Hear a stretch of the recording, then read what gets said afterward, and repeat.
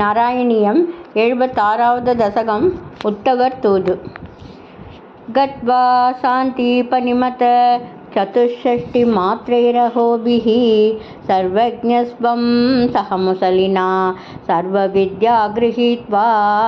पुत्रं नष्टं यमनिलयनात् आहृतं दक्षिणार्थं दत्त्वा तस्मै निजपुरमगा नादयन् पाञ्चजन्यं स्मृत्वा पशुपशुदृशः प्रेमभारप्रणुन्नाः कारुण्येन त्वमपि विवसः प्राहिणो रुद्धवं तं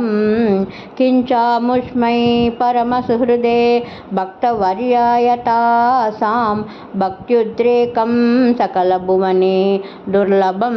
दर्शयिष्यन् त्वन्माहात्म्यप्रतिमपि सुनं गोकुलं प्राप्य सायं त्वद्वार्ताभिर्बहुसरमया वासनन्दं यशोदां प्रातर्दृष्ट्वा मणिमयरतं शङ्किता पङ्कजाक्षः श्रुत्वा प्राप्तं भवदनुचरं त्यक्तकार्या समीयुः दृष्ट्वा चैनं त्वदुपमलसद्वेषभूषाभिरामं स्मृत्वा तव किल सितान् युच्छकैस्तानि तानि रुद्धालापा कथमपि पुनर्गद्गदां वाचमूचुः सौजन्यादीनिदपरभिदामप्यलं विस्मरन्त्यः श्रीमन् किं त्वं पितृजनकृते प्रेषितो निर्दयेन क्वासौ कान्तो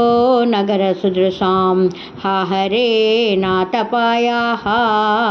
आश्लेषाणामवृतवपुषो हन्तते चुम्बनानाम् उन्मादानां कुहकवचसां विस्मरेत् कान्तका वा रासक्रीडालुलितललितं विस्लयत् केशपासं मन्दोद्भिन्न श्रमजलकणं लोभनीयं त्वदङ्गं कारुण्याब्दे सकृदभिसमालिङ्गितुं दर्शयेति प्रेमोन्मादात् भुवनमदन त्वत्प्रिया स्वां विलेपुः एवं प्रायैर्विवशवचनैराकुला गोपिकास्ताः त्वत्सन्देशैः प्रकृतिमनयत् सोतविज्ञानगर्भैः भूयस्ताभिर्मुदितमदिभिः स्वन्मयीभिर्वधूभिः तत्तद्वार्ता सरसमनयत् कानिचित् कासराणि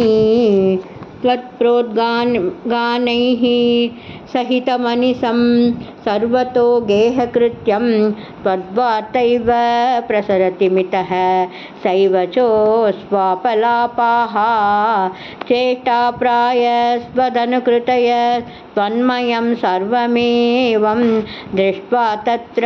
व्यमुहदधिकं विस्मयादुद्धवोऽयं राधाया मे प्रियतममिदं मत्प्रियैवं ब्रवीति त्वं किं मौनं कलयसि सखे मानिनी मत्प्रियेव इत्याद्येव प्रवदति सखी त्वत्प्रियो निर्जने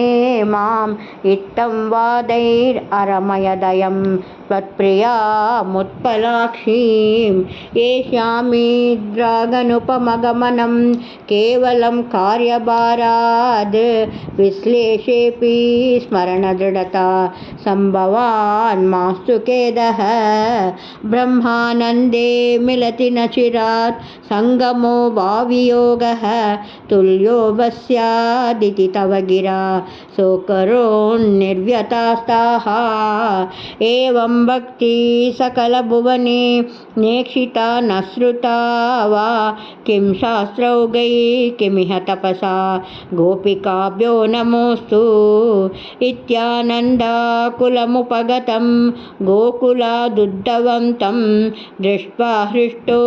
गुरुपुरपते पाहि मामयोगात् गुरुवायूरप्पा चरणं सर्वत्र गोविन्दनामसङ्कीर्तनं गोविन्दा गोविन्दा।